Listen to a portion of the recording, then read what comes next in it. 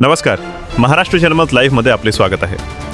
जळगाव शहरातील कायदा व सुव्यवस्थेचा प्रश्न पुन्हा एकदा ऐरणीवर आला असून ॲडव्होकेट विजय बी दाणीज यांनी जिल्हा पोलीस अधीक्षक यांच्याकडे गंभीर स्वरूपाची लेखी तक्रार सादर केल्यानं पोलीस प्रशासनात खळबळ उडाली आहे.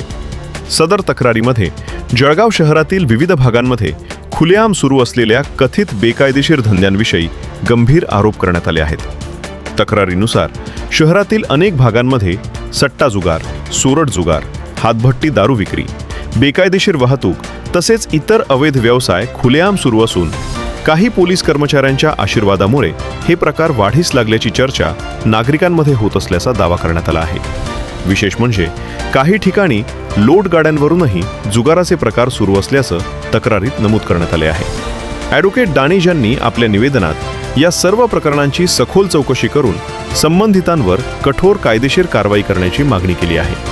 तसेच शहरातील कायदा व सुव्यवस्था अबाधित ठेवण्यासाठी वरिष्ठ पोलीस अधिकाऱ्यांनी तात्काळ लक्ष घालण्याची आवश्यकता असल्याचंही त्यांनी नमूद केले आहे. दरम्यान या तक्रारीमुळे शहरात विविध स्तरावर चर्चा सुरू झाली असून पोलीस प्रशासन या प्रकरणात कोणती भूमिका घेते याकडे नागरिकांचं लक्ष लागले आहे.